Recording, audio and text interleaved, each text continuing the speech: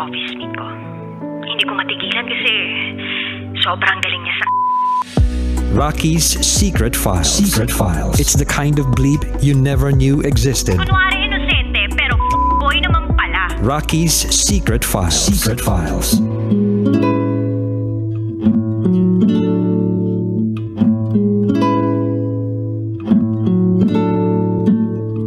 And we're back. Kasama niyo pa rin si DJ Rocky and this is Miguel's Secret Files. Si Miguel na gusto nang umalis sa relasyong wala namang label. And at the same time, hindi naman talaga isang relasyon, kundi isang adiksyon. Magkaiba kasi yun eh. Parang ikaw na lang ang pumapantasya o umiibig sa taong ito. Ang sabi ng ating secret file sender na si Miguel, pinapahalagahan niya pa rin daw ang sakramento ng kasal. At may takot pa rin siya sa Diyos. Kaya lang, hirap na hirap pa rin siyang tukuyin ng pinakamabisang paraan para ma-overcome niya raw ang pagsubok na ito sa kanyang buhay. At itong pagsubok nga na ito sa kanyang buhay ay ang pang-cheat niya sa kanyang asawa. May takot ka pala sa Diyos, pinapahalagahan mo yung kasal ninyo. Eh bakit ka nagganyan? Not just once, but many times. Naubos nga yung pera mo dyan, diba? Sa pagpupunta sa massage parlor. Oo, kasi sa massage parlor niya nakilala yung babae. Tapos yung babae doon, Thai lady. So, kapong ka. Ang laki na. Ganon. Tapos, nasiyahan siya sa serbisyo binigay. Una, parang kailangan daw magbayad kasi no sex. No pay, no sex. Tapos akala ko naman, dun sa kwento niya, hindi na siya pagpapabayarin the next time. Kasi parang kapag hindi siya pinagbayad, ang ibig sabihin nun, baka mahal siya. Kaya lang nagbabayad siya. So, ibig sabihin, hindi ka mahal niyan. Mahal ka lang kasi may kailangan sa'yo. Oh. Kasi gusto ng pera mo, ganun. Anyway, sige, pakinggan na natin yung mga kabisyo nating nag-share ng kanilang mga thoughts, comments, suggestions, and violent reactions. Ito po ang sabi ni Rich Shielda. Ang sakit naman sa puso ng kwento mo, pero sana malampasan mo yan. Kawawa ang pamilya mo. Isipin mo na lang, para sa kanila ang ginagawa mong pag-move on. Magsilbing aral sana sa'yo yan dahil hindi pa huli ang lahat. Happy birthday, DJ Rocky, my idol, since November 2017. I hope na mag-meet tayo soon and collab tayo. Shoutout din po pala sa mom ko na si Salvacion Gacumo and husband Emerson Reco Puerto. Love you, DJ Rocky. Thank you so much, Rich Hilda. True. Sana ay isipin niya ang kanyang pamilya. Eto sabi ni John Rick Sulte, iwasan mo na yan. Isipin mo ang pamilya mo. Nasa huli ang pagsisisi. Kapag nagpunta ka na sa doktor at nadapuan ka ng sakit, nako, lagot ka dyan. Akala ko, DJ Rocky, Friday na dahil may pagka-SPG ang kwento natin. Sana makilala ko ang masahista at magpapamasahe rin ako. Kaya kayo iwanan nyo na yan. Pabati po ang Ilaya San Isidro, Lilio, Laguna. Ang Sulte family. Happy birthday, DJ Rocky. Love you. Mwah. Thank you, John Rick Sulte. Ito naman sabi ni Chris Moraga. Hi, DJ Rocky. Hi. Good afternoon, guys. Grabe sa ating letter sender of the day, no? Medyo nung una, siguro sabi nga nila pag nag-a-abroad ka, nangungulila ka, naghahanap ka lagi ng pwede mong mapagkaabalahan dahil na homesick ka nga. Well, hindi ko alam kung tama yung ginawa niya kasi imbis na gumawa ka ng kasalanan sa kapwa mo OFW, magbayad ka na lang. Pero kasi sa kanya sa kanya kasi parang nagkaroon kasi ng ng involvement with regards do sa relationship eh. Parang naging instead of parang worker client relationship lang, parang lumalagpas na siya doon. Parang may nararamdaman na siya aside doon sa pagiging L niya. Meron na rin pala siyang pagmamahal na nararamdaman. So doon nagkaroon ng problema. Aside from nagkaroon siya ng addiction, aside from the addiction, yung addiction na yun nag-create ng intimate affair para sa part niya. Kasi hindi naman natin alam kung ganun din naman yung Thai sa kanya yung Thailander sa kanya. Well, tama yung ginagawa mo. Huwag kang lalayo sa Panginoon. Mag-pray ka lang and try mong maghanap ng ibang mapagkakalibangan maliban dyan, kasi yun yung naging ugat yung paghahanap mo ng pagkakaabalahan. So ganap ka ng iba na pwede maging addiction in a more cheaper, kasi mukhang napaka-expensive niyang napili mong way of entertainment. And hopefully maka-move on ka, and God bless you. Ingat ka dyan. DJ Rocky, more power sa'yo. God bless. Bye! Thank you so much, Rigel Tugano. Sana makahanap ka ng ibang pagkakaabalahan, kasi yun naman yung naging root cause kung bakit ka napunta sa sitwasyon na yan. Yan ay yung nagkaroon ng pandemya, naiinip ka, gusto mo ng paglilibangan. So baka pwedeng ibaling mo sa iba yung atensyon mo. Meron naman ngayon yung subscription, diba? At least yun, mas safe. At least yun. Nasa screen lang. Charot with the rot. Hindi, pero seryoso ka, Bisyo. Iba yung pwedeng mangyari sa'yo kapag ipinagpatuloy mo yan. Also, you are cheating on your family. On your wife. On your kid.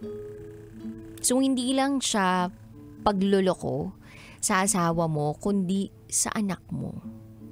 And do you honestly think na okay pa rin yan hanggang ngayon? Na okay lang na ipagpatuloy mo yan? Well, hindi naman talaga, kasi sabi mo nga gusto mo nang itigil pero nandiyan ka pa rin. May feelings nang involved Sana bumitiw ka na. Sana panindigan mo. Baka mag-relapse ka bigla. Ito naman sabi ni Aris Jordan Santos, hindi mo talaga siya mahal. Nasasabi mo lang na mahal mo yan dahil naibibigay niya yung satisfaction mo sa sex. Marahil nangungulila ka lang sa pamilya mo. Sarili mo yung pinaka-kalaban mo. Huwag kang magpapatalo sa tawag ng laman. Isipin mo ang sarili mo dahil panandaliang sarap lang yan. Pwede ka namang magkasakit panghabang buhay dahil dyan. Mag-isip mabuti para sa pamilya mo. Huwag puro tawag ng laman. Baguhin mo ang sarili mo. Huwag kang magpatalo sa tukso.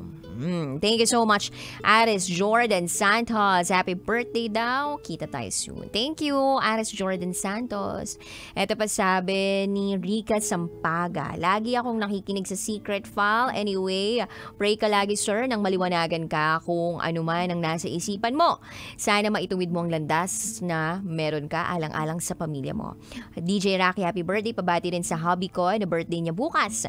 Happy birthday, hubby ni Rica Sampaga. Thank you. God bless. Stay pretty and God bless. Daming God bless doon Super blessed na ako dahil doon. Sige ka.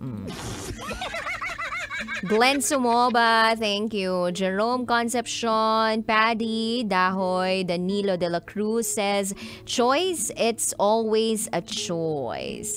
Life is really simple, but we insist on making it complicated.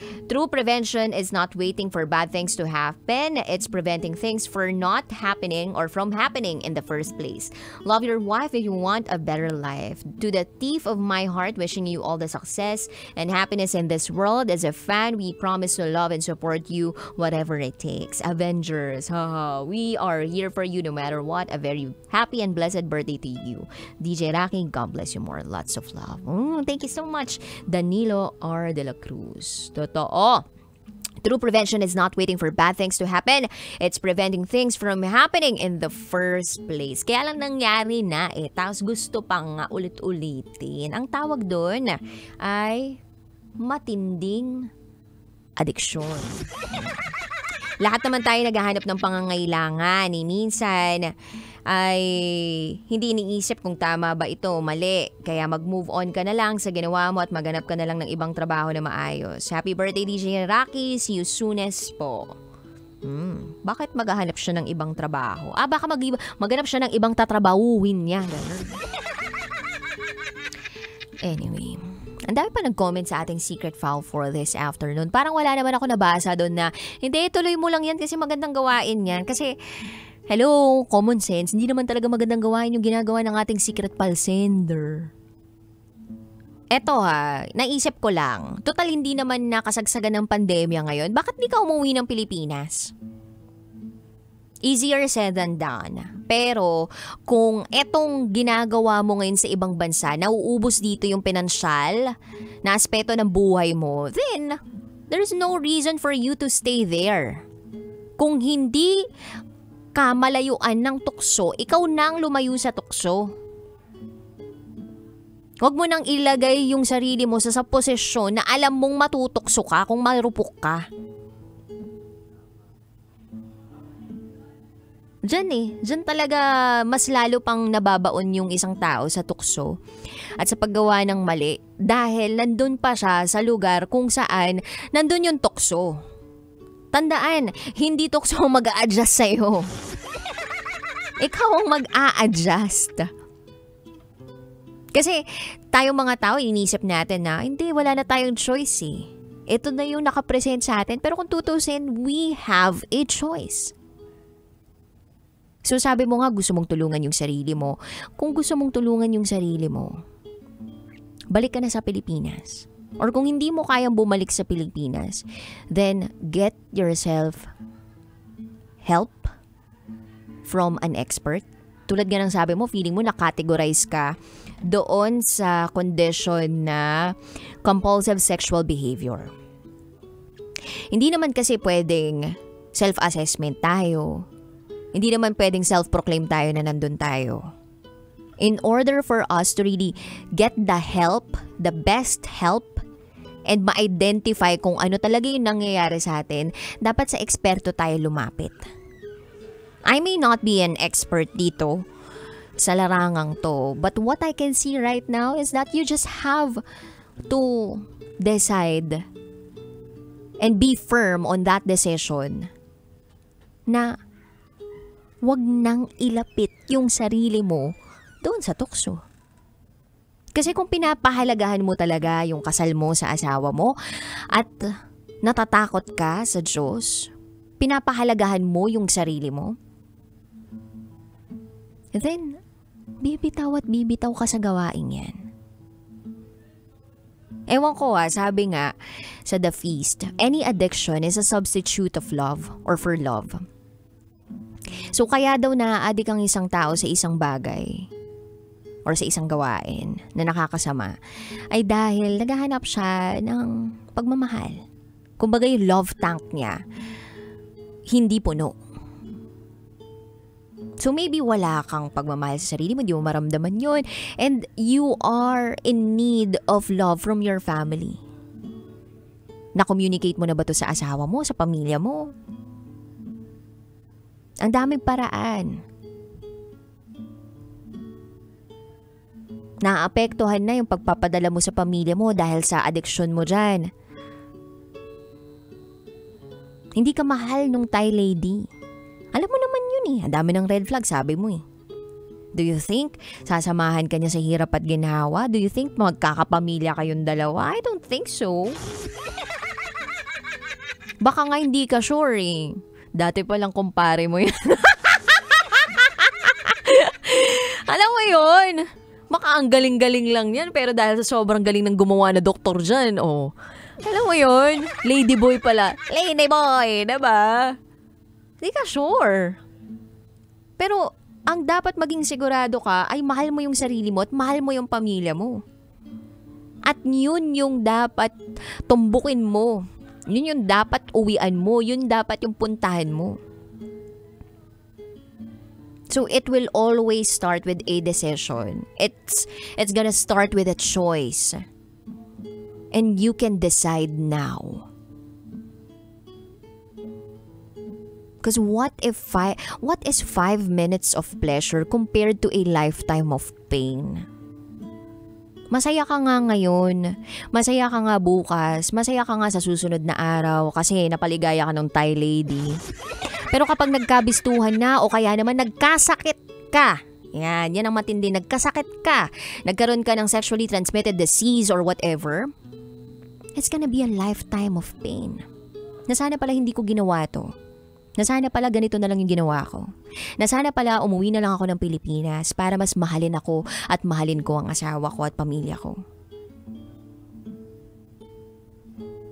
Sa mga nagloloko po dyan, pakiisipin nyo maigi yun ah.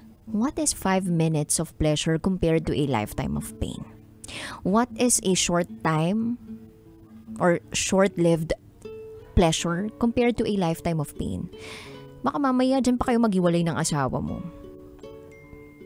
Kasi you should be committed eh.